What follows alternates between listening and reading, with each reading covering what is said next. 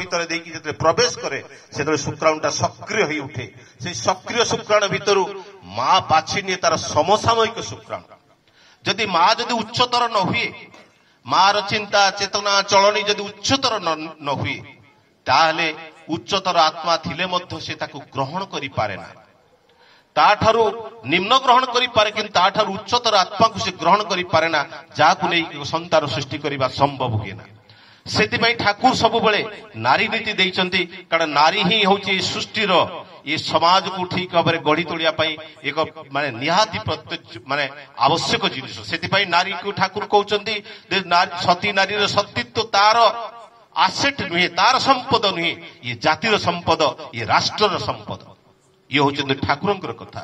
ତେଣୁ ବାସ୍ତବିକତାକୁ ଯଦି ଦେଖୁ, ତେଣୁ ନାରୀ ଯେତେ ଉଚ୍ଚତର ହୁଏ, ତାର ଚିନ୍ତା ଚେତନା ଯେତେ ଉଚ୍ଚତର ହୁଏ, ଏଇ ଯୋଉ ଶୁକ୍ରାଣୁ ମାନେ ଆସନ୍ତି ଅନେକ ପୁଣ୍ୟ ଆତ୍ମା এই মিলন সময় সেমানে মধ্যে চেষ্টা করতে ধরাপৃষ্ঠକୁ অবতরণ করিবা পাই, এ ধরাপৃষ্ঠরে জীবন ধারণ করিবা পাই সেমানে মধ্যে চেষ্টা করতে।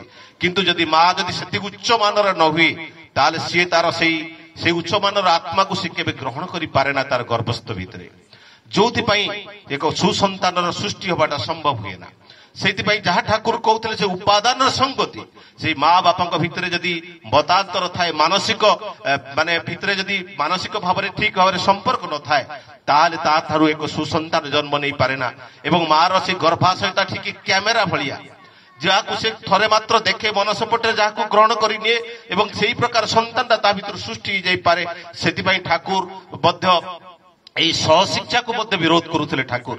ଯୋଉ ଏକା ସାଙ୍ଗରେ ଯୋଉ କୋ ଏଜୁକେସନ ସିଷ୍ଟମକୁ ମଧ୍ୟ ବିରୋଧ କରୁଥିଲେ, କାରଣ ଝିଅମାନେ ଯେତେବେଳେ ସେଇ କମ ବୟସର ଝିଅମାନେ ଯେତେବେଳେ ସ୍କୁଲରେ ସାଙ୍ଗମାନଙ୍କ ସହିତ ପଢନ୍ତି, ହয়ତ କାହା ପ୍ରତି ତାଙ୍କର ମାନସିକ ଚିନ୍ତାଧାରା ଚାଲିଯିବ, ସେଥିପାଇଁ ଠାକୁର ତାକୁ ବାରଣ କରୁଥିଲେ ମଧ୍ୟ। ଇଏ ଥିଲା ଠାକୁରଙ୍କର ବିଧାନ। ତେଣୁ ଯୋଉ ବିଧାନକୁ ନେଇକି ଆମେ ଯଦି ଜାଣୁ ଏଇ ଯୋଉ ଜିନିଷ ଭିତରେ ସବୁ ଭିତରେ ସୃଷ୍ଟି ହୁଏ, ସେଇ ପ୍ରକାର ଜିନିଷ ଯାହାକୁ ଏକ ସୁସନ୍ତାନ ଜନ୍ମ ହବାର କଥା ଉଠେ।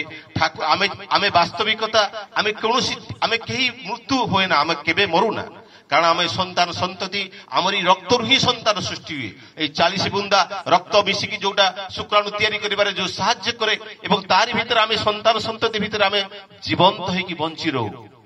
କାରଣ ମୁଁ ଯୋଉ ସନ୍ତାନକୁ ଆଜି ସୃଷ୍ଟି କରିଛି, ସେ କୋଉଠୁ ସୃଷ୍ଟି ହୋଇଛି? ମୋରି ରକ୍ତରେ ତିଆରି ହେଇଛି। ମୁଁ ତାରି ଭିତରେ ଅଛି, ମୁଁ ତାରି ଭିତରେ ବଞ୍ଚିକି ରହେ। ମୁଁ ହয়তো ଏ ଶରୀର ତ୍ୟାଗ କରିଦେଇପାରେ, କିନ୍ତୁ ତାରି ଭିତରେ ମୁଁ ମଧ୍ୟ ବଞ୍ଚିକି ରହେ। ଏଇ ଚିରଦିନ ପାଇଁ ଏଇ ସମାଜ ବକ୍ଷରେ ମୁଁ ବଞ୍ଚିକି ରହେ, ଏବଂ ଏଇ ବଞ୍ଚିକି ରହେ। ମୋର କେବେ ମୃତ୍ୟୁ ହୁଏ ନା, ଏଇ ଜେନେଟିକାଲ ମୃତ୍ୟୁ ହୁଏ ନା, ଜେନେଟିକାଲ ଡେଥ୍ କେବେ ହୁଏ ନା।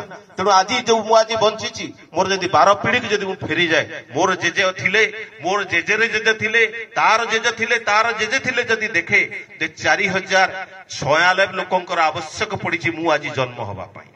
ସେଇ 4096 ଲୋକଙ୍କର ଯୋଉ ରକ୍ତର କଣିକା ଆଜି ମୋ ଭିତରେ ଆଜି ପ୍ରବାହିତ, ତେଣୁ ସେମାନଙ୍କର ଯୋଉ ଜନ୍ମଗତ ବୈଶିଷ୍ଟ୍ୟ, ସବୁଗୁଡାକ ବୈଶିଷ୍ଟ୍ୟ ମୋ ପାଖରେ ମଧ୍ୟ ଆଜି ରହିଛି, ଏବଂ ସେମାନଙ୍କର ଗୁଣ ବୈଶିଷ୍ଟ୍ୟ ସବୁ ମୋରି ପାଖରେ ଅଛି।